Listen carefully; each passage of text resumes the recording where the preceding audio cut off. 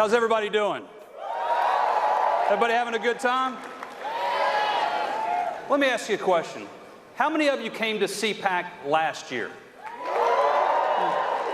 That's great. Now, how many of you remember what happened 6 days before CPAC started last year? It was February 16th, and American freedom suffered a devastating loss when Justice Scalia unexpectedly passed away. That day, the stakes of the 2016 elections fundamentally changed. This was no longer a fight for the next 4 years. This was going to be a fight for the next 40 years. As you all remember, the Republican primary was still, let's just say, interesting. But we knew Hillary Clinton was either going to win or steal the Democrat nomination. And we knew exactly what Hillary's Supreme Court would look like. For those of us who support the Second Amendment, we knew our gun rights would be gone. Our right to keep and bear arms survived the Supreme Court by just one vote, and he had just passed away. Think about that. The court said we have a right to keep a gun in our homes to protect ourselves if, God forbid, some criminal breaks in and wants to murder us. That's it. That's all they said. But Hillary's view? She said it was a terrible decision, that the Supreme Court was wrong on the Second Amendment. So we decided that freedom could not afford for us to wait. The NRA hasn't backed down from a fight in 146 years, and we sure as hell weren't scared of Hillary Clinton.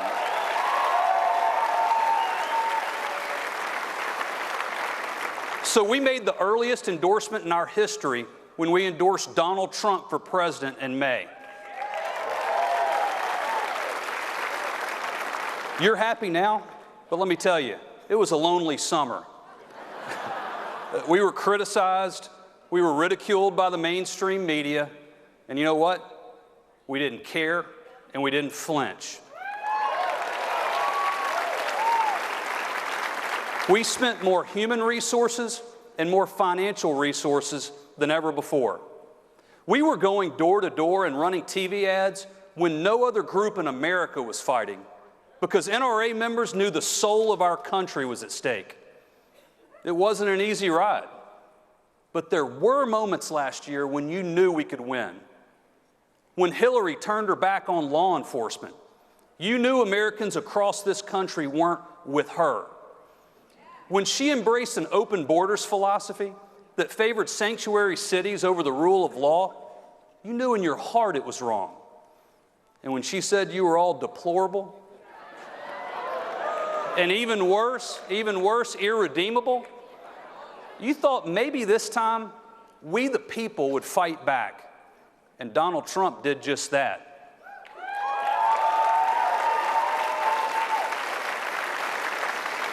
Sanctuary cities?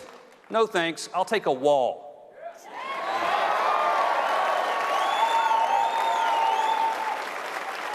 Turn our backs on law enforcement? Absolutely not. They deserve our respect and our thanks, just like the brave men and women in the military.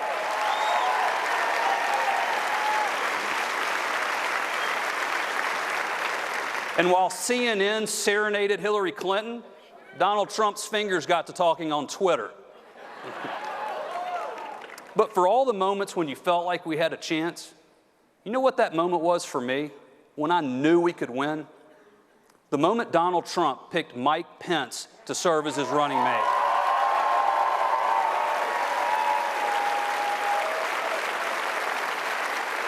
I have the honor tonight of introducing and presenting an award to the Vice President, and I couldn't be more proud to do so.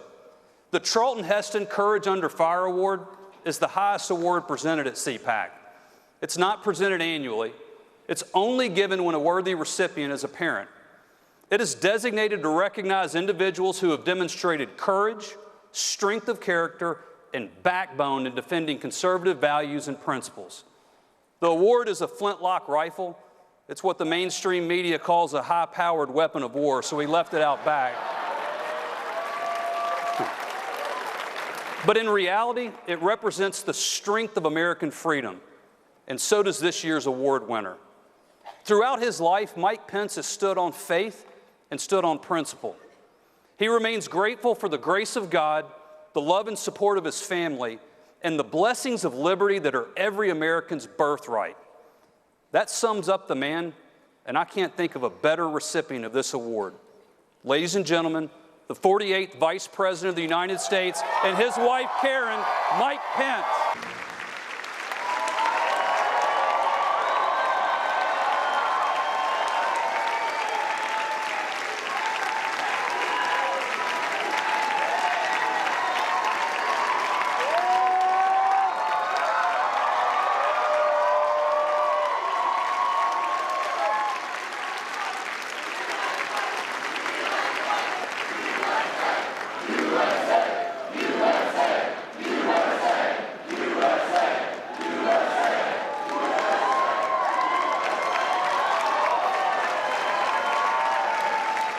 Hello, CPAC.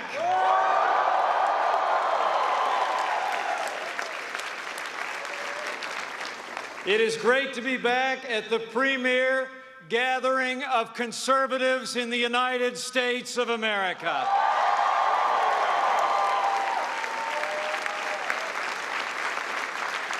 You know, this is the 9th time I've had the privilege to address CPAC.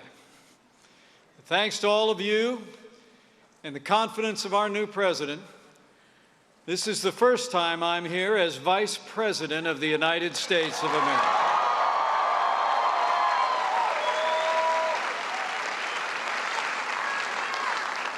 Because of all of you, because of your hard work and your support and your prayers, my family and I have the privilege to serve. And more importantly, because of all of you, my friend Donald Trump is the 45th President of the United States of America.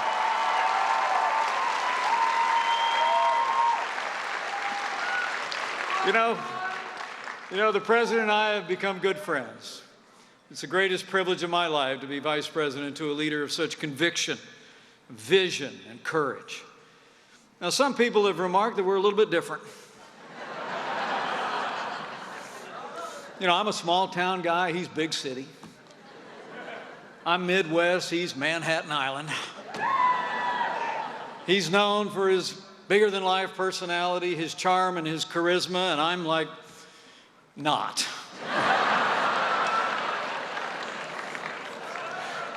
You know, as I said at the Republican convention, I guess he was just looking to balance the ticket. But all kidding aside, when President Trump asked me to join him on the ticket, I said yes in a heartbeat. Because you have elected a man for president who never quits, he never backs down, he is a fighter, he is a winner, and I promise you he will never stop fighting until we make America great again.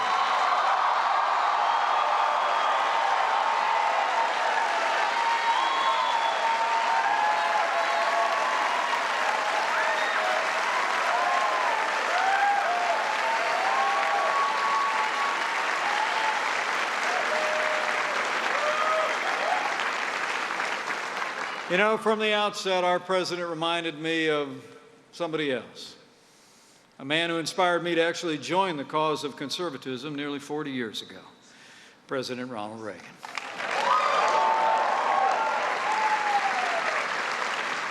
I believe President Trump has given voice to the aspirations and frustrations of the American people like no leader since Reagan. I just knew our new president would reignite our cause and renew it in our own day. And he did just that. President Trump won a historic victory all across the United States of America. Think about it. 30 out of 50 states, including states that no Republican had carried in a generation, President Donald Trump turned the blue wall red.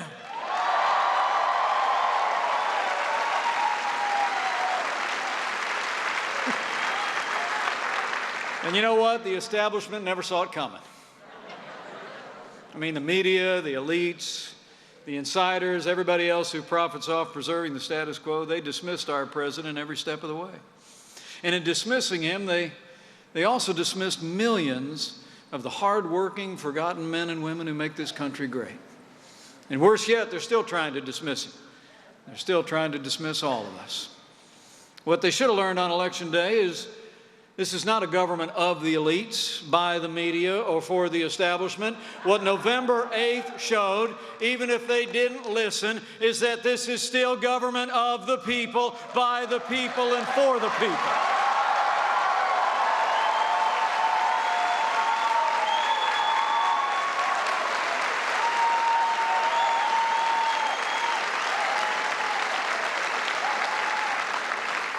And last November, the American people rose up and demanded a safer America, a more prosperous America, and a great America again.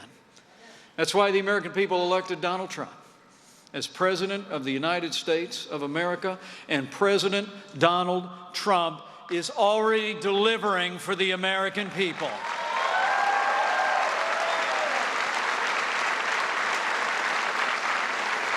So I'm here today because of all of you and because of this conservative movement.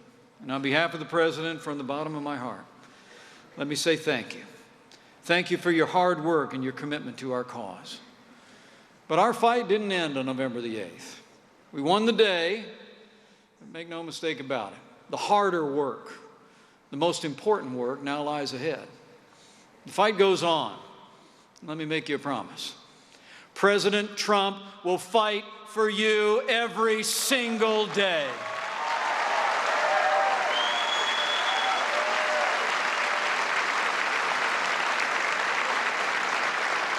President Trump is a man of his word, and we're keeping the promises he made to the American people. Over at the White House, I like to say we're in the promise-keeping business these days. You know, when President Trump asked me to chair the transition, he looked at me and just said, "Mike, just get me the best." And how about that, Attorney General Jeff Sessions?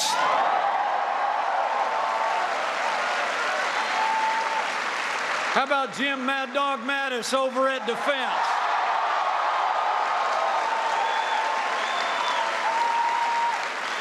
How about Dr. Ben Carson at Housing and Urban Development? Just to name a few. I could go on and name every single one of them, and I'm proud to stand with each one of you folks. This is the A-Team. I say with great confidence, knowing the men and women that he's assembled around it, President Trump has assembled the strongest conservative cabinet in my lifetime, bar none.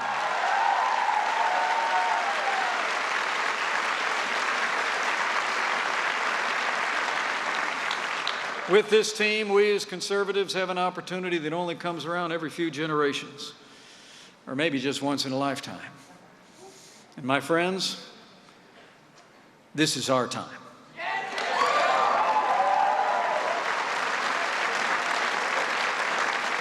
This is the chance we've worked so hard for so long to see.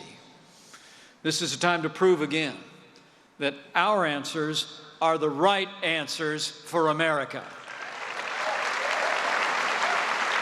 A strong military, more jobs, less taxes, respect for the Constitution and the values that have made America great, and a deep and abiding faith in the goodness of the American people.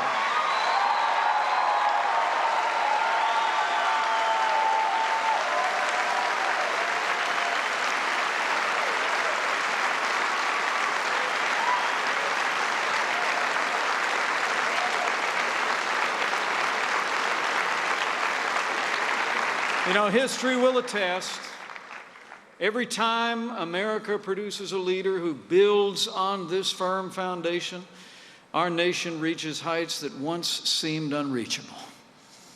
And let me assure you, President Donald Trump is such a leader.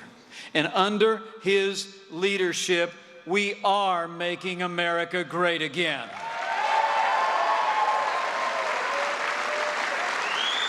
He's putting America first and putting Americans back to work already. He's rebuilding the military and putting our enemies on notice. He's supporting law enforcement and ending illegal immigration once and for all. He's rolling back big government and slashing through red tape. He's upholding the Constitution, restoring the culture of life, and President Donald Trump is leading the fight to repeal and replace Obamacare.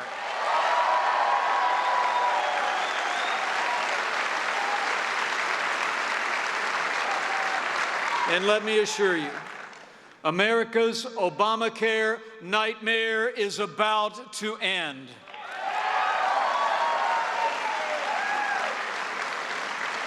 You know, despite the best efforts of liberal activists at town halls around the country, the American people know better.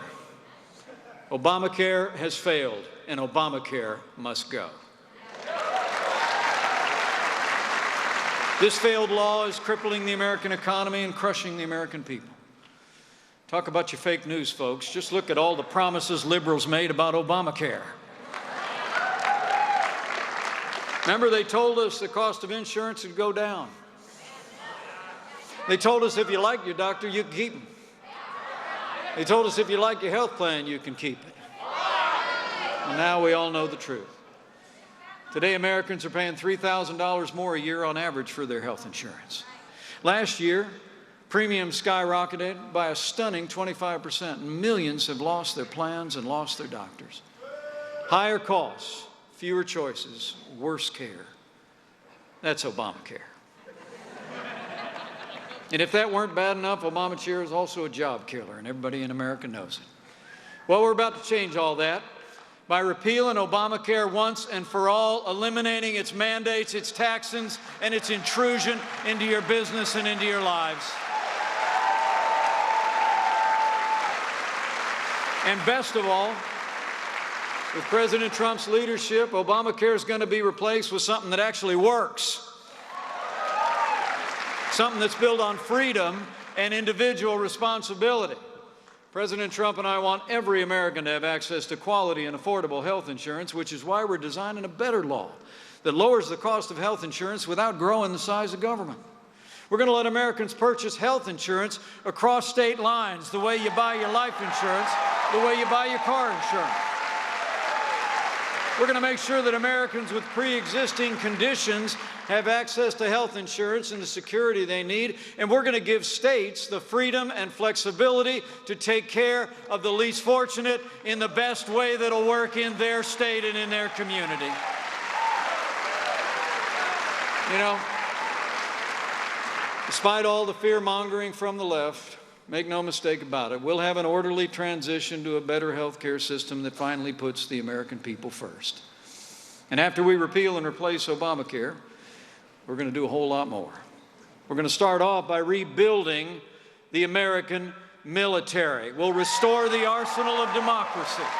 We'll provide our soldiers, sailors, airmen, Marines, and Coast Guard with the resources and training they need to accomplish their mission and come home safe, and we will hunt down and destroy ISIS at its source so it can no longer threaten our nation or our families.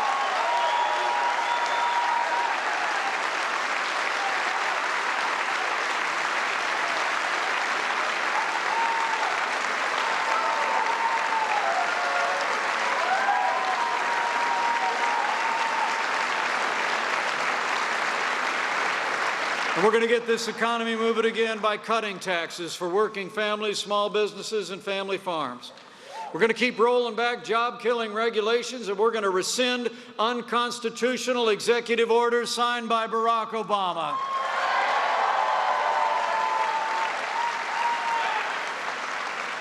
And under President Trump's leadership, we're going to continue to rein in wasteful government spending and restore fiscal responsibility to Washington, D.C. We'll enact real education reform that gives families more choices. It recognizes that education is a state and local function, and under President Donald Trump, no state will ever be forced to adopt the Common Core.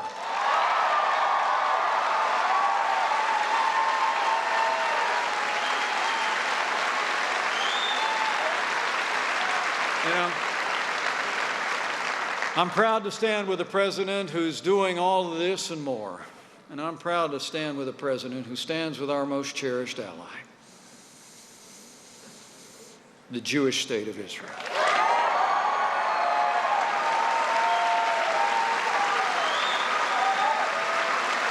Israel's fight is our fight. Her cause is our cause. Her values are our values. And under President Trump, America will stand with Israel.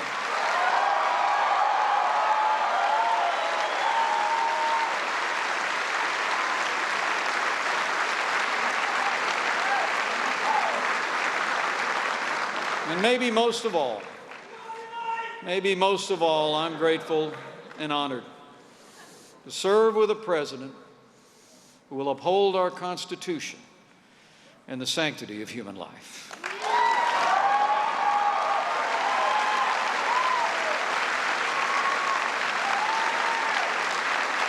Because of President Donald Trump, life is winning in America again. Last month, he reinstated the Mexico City policy preventing foreign aid from funding organizations that promote or perform abortions, and we will make the Hyde Amendment permanent American law.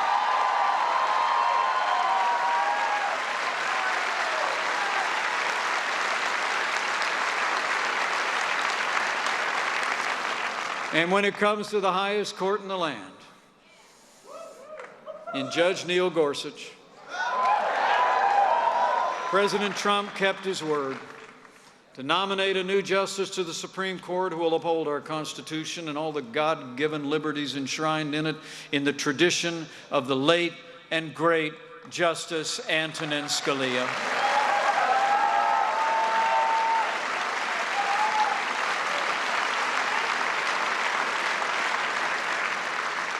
Men and women of the conservative movement, this is our time. And I promise you, the President and I will work our hearts out to make America safe again, to make America prosperous again.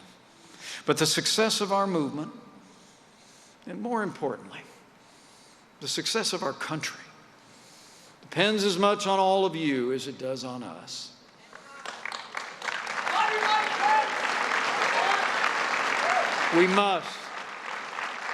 We must, all of us, rise to the challenge before us, tomorrow and every day thereafter. The other side is not sitting idle, and their allies in the media are more than willing to amplify their defense of the failed status quo every single day. Now more than ever, as we did before when this movement won back the Congress in 2010 and won back the White House in 2016, we got to do what we did before. We got to mobilize. We got to march forward as if it's the most important time in the history of our movement, because it is.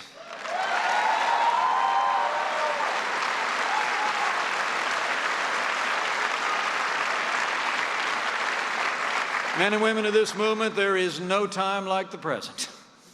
So make your voices heard in town halls, with your family and your friends, on the internet and in social media, and in all those places where common sense, conservative messages are most desperately needed.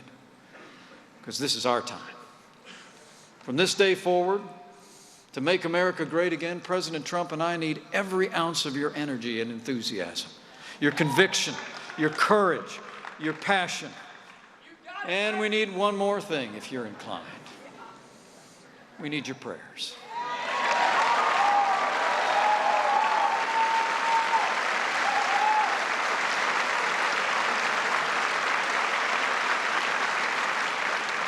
You know, last month I took my oath of office,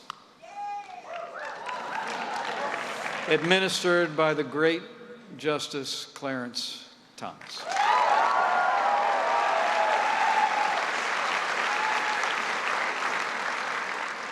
You know, for this grandson of an Irish immigrant, it's hard to describe the privilege that I and my family felt that day. I put my left hand on a Bible that was actually used by the 40th President of the United States back in January of 1981.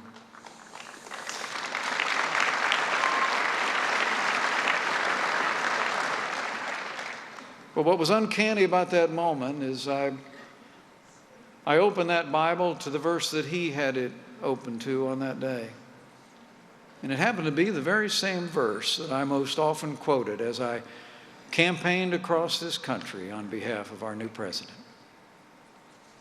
In days ahead, as we work and as we labor, as we advance this cause to restore our country, we, I think, would do well to remember those ancient words. But if his people, who are called by his name, will humble themselves and pray, he'll do like he's always done. He'll hear from heaven, and he'll heal this land, this one nation, under God, indivisible, with liberty and justice for all.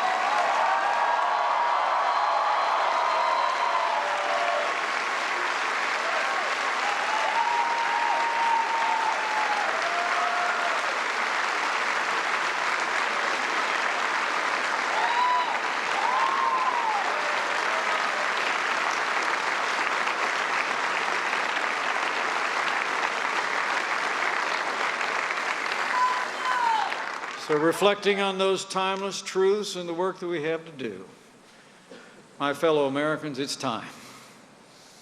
But I'm confident. I'm confident with your help and with God's help. And with President Donald Trump in the White House, I know the best days for America are yet to come. Let's get to work. Thank you. God bless you.